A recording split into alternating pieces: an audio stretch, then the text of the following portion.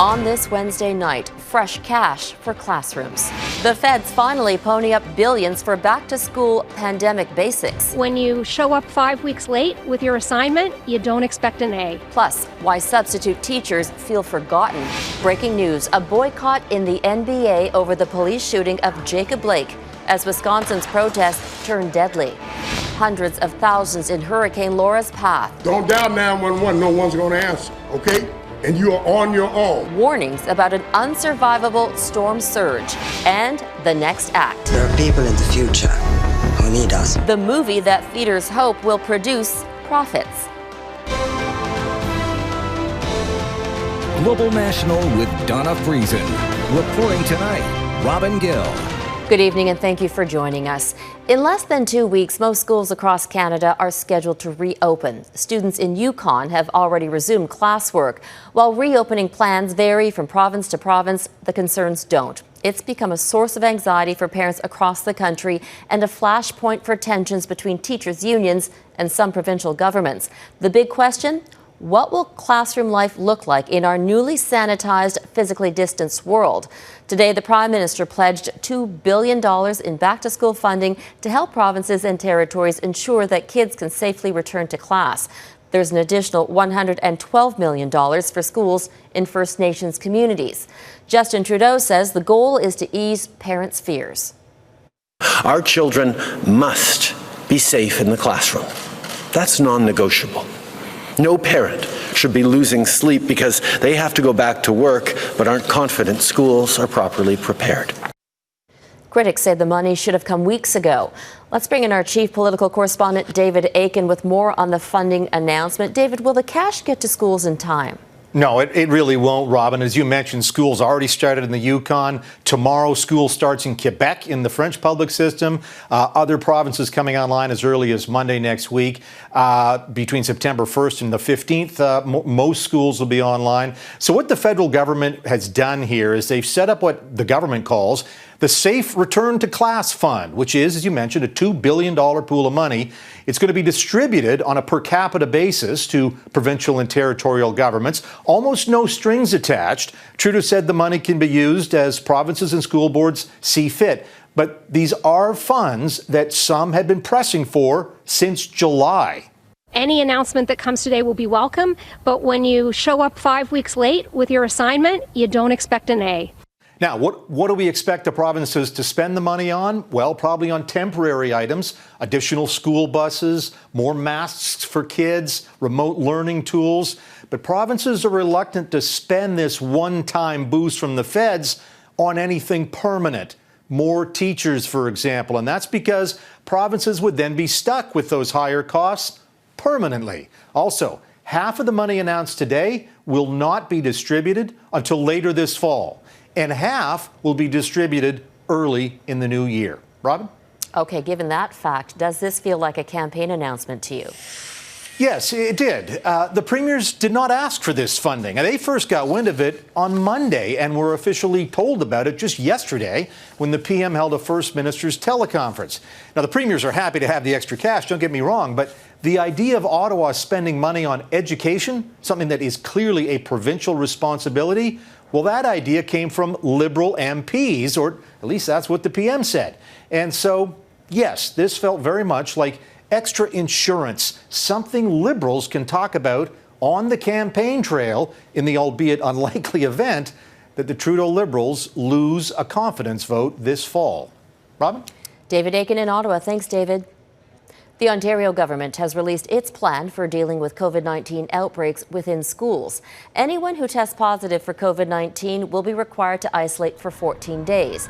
If the virus was acquired outside of the school, the patient's entire cohort will likely be required to self-isolate as well. This includes groups that may be in contact while on the bus or during after-school programs. If there are 2 or more cases linked within a 14-day period, that would be considered an outbreak. School boards can then determine if the school needs to be closed. We're not taking any chances. Our kids belong in school. They belong in the classroom with the guidance of their dedicated teachers and the benefit of being around kids their own age. And we are prepared to do whatever it takes to protect them. British Columbia has approved back-to-school plans for all of the province's 60 school districts. Today, our ministry and schools across BC are taking the best science-based public health advice and planning to have as many children as possible back in classrooms in September.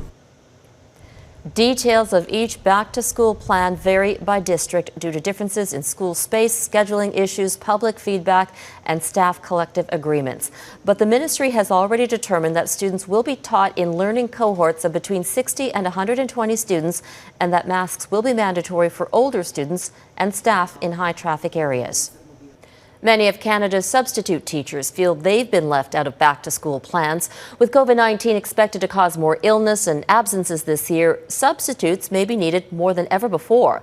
But as Heather Yourex-West explains, there are also fears these teachers who work in different schools could help the virus spread. School under COVID-19 is about to look very different. Inside this Calgary Catholic school, desks are spaced out, some sinks and fountains have been blocked off, and arrows show which way students can walk down the halls. The school district says substitute teachers will have new rules to follow as well. We expect all of our guest teachers to keep a log of the schools that they attend, and we also have logs within each building. Last spring, COVID-19 was able to spread across long-term care facilities because many healthcare workers worked at more than one location. Substitute teachers often work in multiple schools too. Financially, I am incented to go to as many schools as I can if I want to make as much money as I can. That's the nature of the work. There are few rules across the country limiting the number of schools teachers are able to work at. But in Toronto, Sarah Boomhauer plans to work at just one school this year. Still, she worries about what happens if she gets sick or is put under quarantine. As an occasional teacher, if I don't work, I'm not paid. Now I'm quarantined 14 days unpaid. What's the impact on my community? What's the impact on my family, my individuality? I mean, it's really concerning. That's a problem echoed by Alberta's teachers union. In a year where an outbreak of COVID-19 could increase the need for teacher coverage, there is little protection available for the substitute teachers themselves. We've talked to boards and government about possibly putting substitutes on contracts so that they do have access to other leaves and benefits to protect them and their families as well. Because as it stands now, Boomhauer says she just feels uneasy, with both her health and finances vulnerable as she heads back to class under COVID-19. Heather Yourex-West, Global News, Calgary. The white police officer who shot a black man in Wisconsin has been identified as Officer Rustin Shesky. The force says a woman called police to say her boyfriend was at her home and wasn't supposed to be. Investigators say officers tried to arrest Jacob Blake and used a taser. They also say he admitted to having a weapon. A knife was found in the car. Blake was shot 7 times in the back and is now paralyzed. That shooting has led to protests. 2 black protesters were killed last night during demonstrations calling for justice in the police shooting of Blake, and a warning: the following video is disturbing.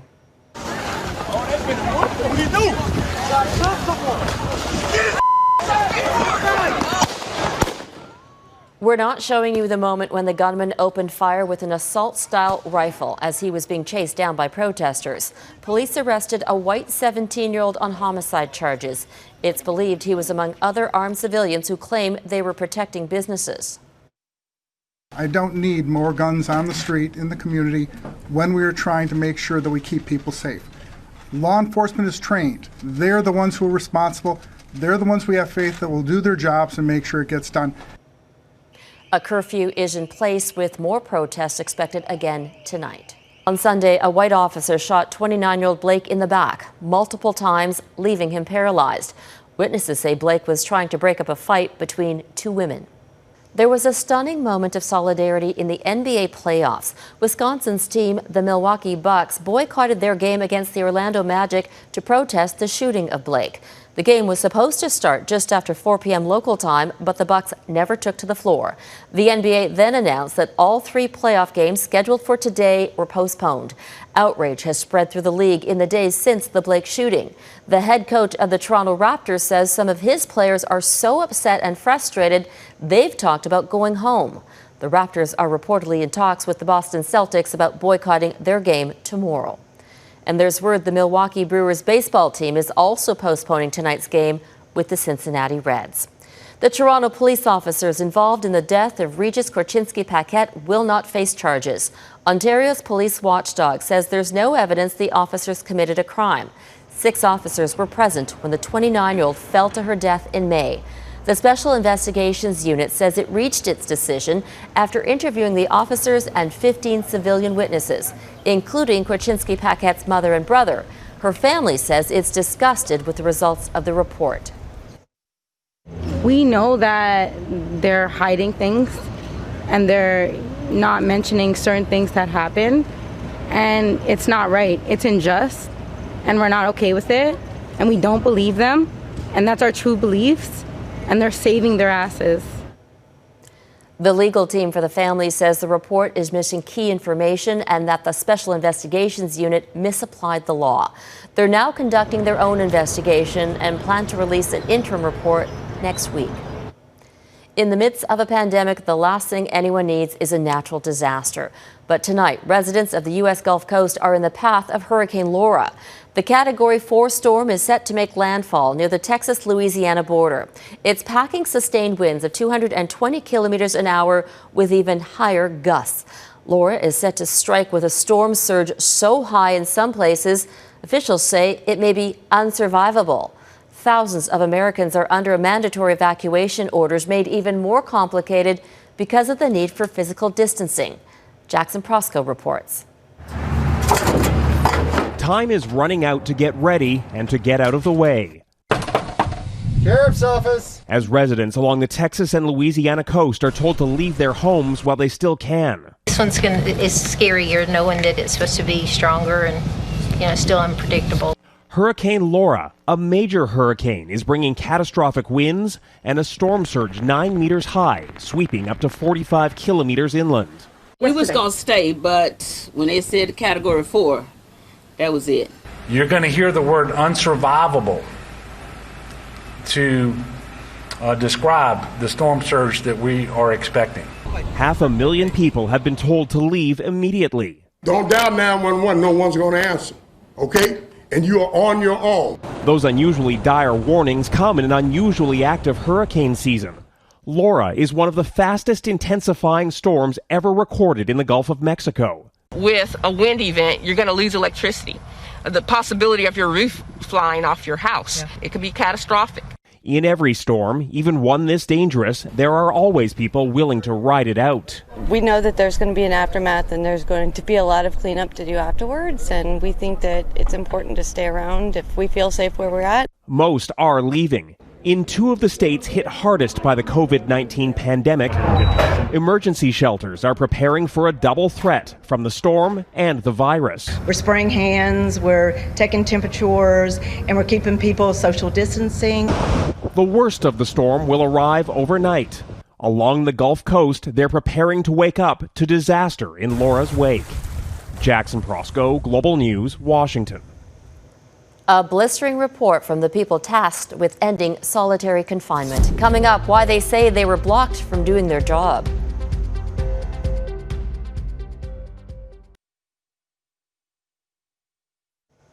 Last fall, Ottawa promised to phase out solitary confinement in Canadian prisons.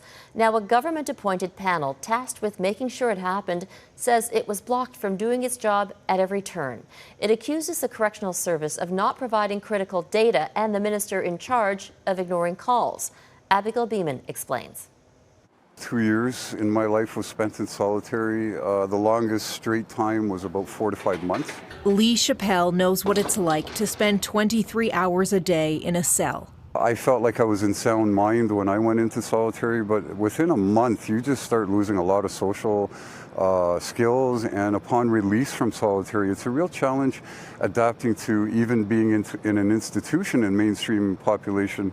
He was supportive of the government's move to replace solitary confinement with structured intervention units, which would ensure at least 4 hours a day outside the cell with 2 hours of meaningful human contact.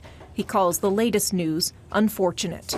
The Independent Advisory Panel's report is blunt and damning. Very simply, this panel has not been allowed to do its work. The panel first asked for data in November 2019. It took 6 months to get some, but it was incomplete, unspecified, and nearly impossible to use. And then we were told for the first time 9 months after requesting systematic data on the operation of the structured intervention units that the data do not exist. In March, they reached out to Public Safety Minister Bill Blair, but never heard back. In its August 14th response, Correctional Service Canada acknowledged the information they provided did not yield the expected quality and committed to monthly updates, knowing the panel's one-year term is up. The concerns brought forward by the panel, of course, are things that we're taking seriously. I know Minister Blair and Corrections Canada are engaging on this issue. What the report reveals is that Corrections does not feel it needs to follow the law. How long inmates spend in their cell is one example of data the panel requested. Longtime prisoner advocate and Senator Kim Pate says that's exactly the kind of information Corrections needs to collect itself. The only choice we have now is to ensure that we have external oversight and preferably judicial oversight. Pate says if the government doesn't take action, the courts will. There are several cases underway, some in connection to COVID-19. And this week, the Ontario Human Rights Commission filed a motion to hold that province accountable, saying it's failing to meet its legal obligation to keep prisoners with mental health issues out of segregation. The motion alleges Ontario also failed to implement a system to accurately track segregation. Abigail Beeman, Global News, Ottawa. An Ontario woman has been arrested for allegedly attempting to join the so-called Islamic State. Halima Mustafa is scheduled to appear in court tomorrow to face 2 terrorism-related charges. Mustafa and her husband, Ikar Mao, left Toronto together in June 2019. They were detained in Turkey and sent back to Canada in October. Mao was charged with 2 counts of terrorism in December. He remains in custody. Hundreds of potential closures still ahead. What Canada's TV and radio landscape could look like in the next few years.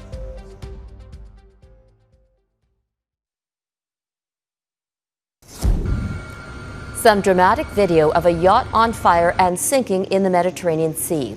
The vessel was carrying 8 tourists from Kazakhstan along with 9 crew members. It was traveling between Capri and Sardinia when the fire broke out. The Coast Guard called in 2 boats and a helicopter to rescue everyone on board. An investigation is underway. A dire forecast today from the Canadian Association of Broadcasters. Dozens of private radio and TV stations across the country could be forced to close. Falling ad revenue has been made worse by the COVID-19 pandemic. As Eric Sorensen reports, the CAB is calling on the federal government to change regulations and taxation to help the industry survive. CJOB Mornings, here's the headline. So tune in here weekdays at noon. Local radio and TV have been a mainstay in the lives of Canadians for decades, a source for local news and local newsmakers. I put that motion forward to Barrie City Council. But as more people get news online, radio and TV advertising revenue has plummeted. And on top of that, COVID-19's impact. Fewer people in their cars, for example, listening to radio. It's Take Your Vinyl to Work Day. A new Canadian Association of Broadcasters report projects over the next 6 months the possible closure of 50 radio stations. Over 2 years, that total could be up to 200 closures. For local television, over the next 1 to 3 years, 40 local TV stations could close. That's almost half the 94 local stations in the country. The CAB says up to 2,000 jobs could be lost. It's going to be catastrophic for a number of broadcasters and a number of communities. Broadcasters say they want new regulations, especially targeting internet giants like Google and Facebook, which earn the majority of today's ad revenue, but don't pay Canadian news providers for the content. With a lot of dollars going away to global conglomerates, internet conglomerates, that's money that's coming out of the local infrastructure to be able to support local media outlets. In a statement, the federal government points to dollars already committed, plus the Canadian Emergency Wage Subsidy that is currently helping eligible broadcasters maintain more jobs in their structure. And Ottawa is working towards modernizing the Broadcasting Act, with more news on that still to come. They should be supporting innovation. They should be supporting new business models. This Ryerson professor says Ottawa's help is needed in the short term because local news is too important to let disappear. People need to have that service to be able to make decisions about their life. We're seeing it during the pandemic more than ever. And that loss is just going to be devastating to not just the industry, but to democracy itself. Broadcasters say small independent stations in Canada are most at risk. If more help is to come from Ottawa, the question is whether it will come before any radio and TV stations start to close. Eric Sorensen, Global News, Toronto. Up next, Hollywood puts its faith in Tenet. Will the film light the way for moviegoers?